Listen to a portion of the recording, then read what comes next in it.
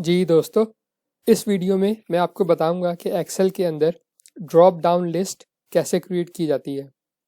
Drop down list की ज़रूरत क्यों पड़ती है, पहले ये समझ लें। ये इसलिए होता है कि आपकी जो डाटा है उसकी इंटेग्रिटी रहे, यानी ऐसा ना हो कि किसी भी जगह पे कोई भी डाटा एंट्री कर दे। सिर्फ स्पेसिफिक चीज़ें ही एक ख़ास जगह पे जहाँ जानी होती हैं, उधर आपको ड्रॉप डाउन लिस्ट इस्तेमाल करनी होती है। इसलिए कि ताकि जो भी कोई उसमें से ऑप्शन सेलेक्ट करे वो सब की सब वैलिड एंट्रीज हों।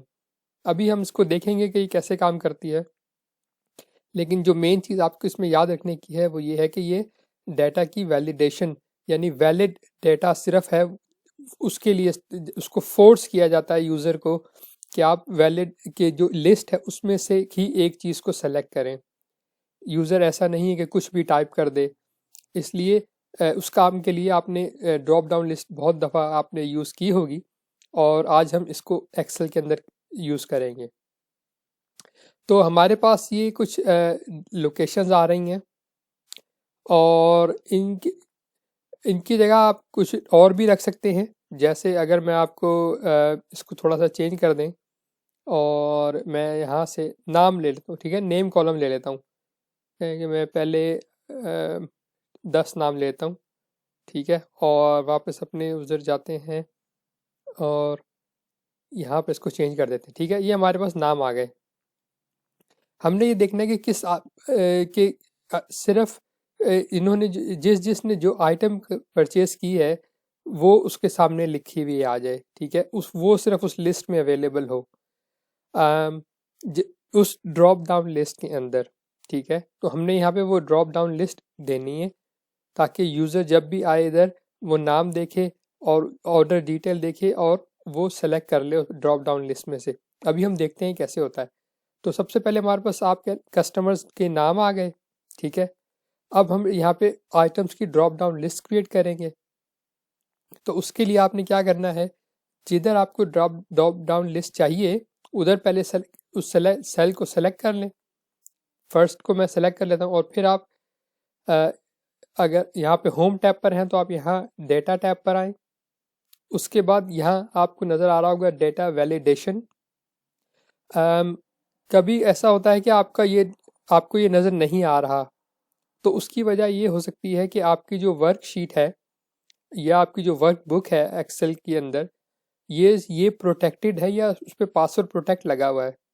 अगर ऐसा है तो आपको पहले वो पासवर्ड क्लियर करना होगा या पासवर्ड एंड देना होगा, क्योंकि ये डेटा वैलिडेशन जो है ये उससे लिंक है। क्योंकि ये वैलिड डेटा ही को क्योंकि डाटा की प्रोटेक्शन ही के लिए इस्तेमाल किया जाता है। तो अगर आपके पास ये नज़र नहीं आ रहा तो इसका मतलब है कि आपकी वर्कशीट या वर्कबुक कंप्लीटली प्रोटेक्टेड है। तो हमारे पास ये डेटा वैलिडेशन का बॉक्स आ रहा है, मैं इस पर क्लिक करता हूँ। अब आपके पास जो पहली चीज़ आ रही है, आपने यहाँ पे एनी वैल्यू लिखा है, इसमें से आपने अलाउ में एनी वैल्यू की जगह आपने क्या सेलेक्ट करना है, लिस्ट। ओके, लिस्ट सेलेक्ट कर लिया आप। अब आपने क्या करना है, सोर्स बताना है इसको कि वो लिस्ट का सोर्स किधर है, वो लिस्ट कहाँ पे पड़ी हुई है, वो डेटा जो लिस्ट के अंदर जाएगा वो उस डेटा की सोर्स कहाँ है। ठीक है, आपने इसको यहाँ पे वो सोर्स बतानी है। तो हमारे जो डेटा की जो सोर्स है वो एक दूसरी शीट पे पड़ी हुई है, तो मैं उधर जाता हूँ और इसको वो सोर्स यहाँ पर हम दे देंगे। ठीक है, तो हमने क्या सेलेक्ट देखना था कि किस कस्टमर ने कौन सी आइटम परचेस की, राइट।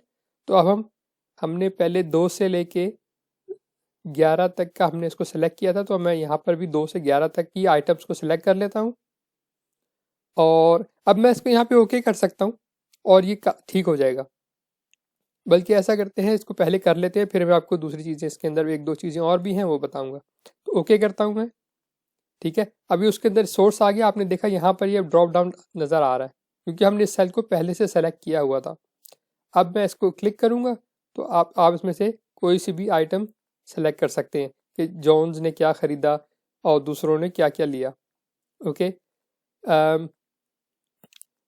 इस तरह से इससे क्या होगा कि आप इसमें कोई इनकरेक्ट चीज़ नहीं डाल सकते कि कस्टमर ने ऑर्डर कोई चीज़ और की थी और यहाँ आपके पास डिटेल कुछ और आ रही है। तो ये इस तरह से आप ड्रॉप डाउन लिस्ट एक्सेल के अंदर ऐड करते हैं। लेकिन मैंने आपको बताया था कि इसके अंदर एक चीज़ मैं आपको और भी दिखाना चाहता हूँ, वो ये है कि अब मैं वापस इधर डेटा वैलिडेशन, हम लिस्ट को फिर से ऐड करते हैं और उसको हम फिर से अपना सोर्स बताएंगे। जो मैं आपको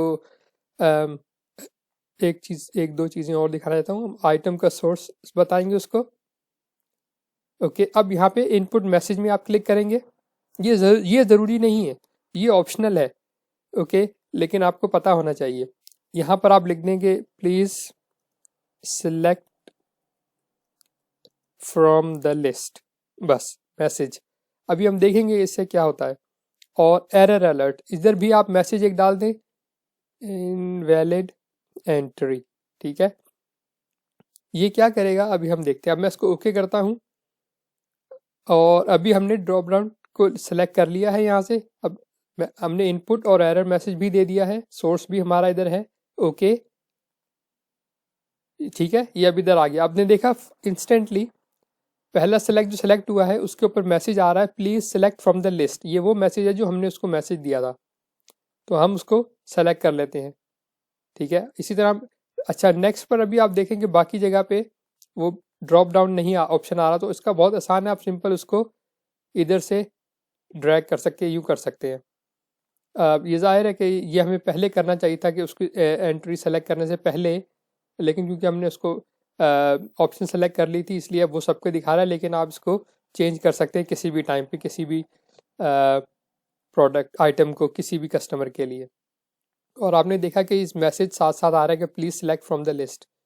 अब अगर फ़र्ज़ करें कि मैं यहाँ पे कोई ऐसी चीज़ सेलेक्ट कर लेता हूँ जो लिस्ट में नहीं है, मैं ऐसी चीज़ टाइप करने की कोशिश करता हूँ जैसे कि कहते हैं कि आप कहते हैं टीवी।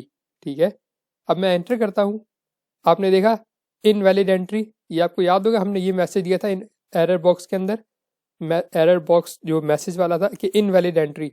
जब भी कोई ऐसी चीज़ एंटर करे जो कि लिस्ट में नहीं है तो ये मैसेज दिखा दे और वो मैसेज एंटर ना करने दे।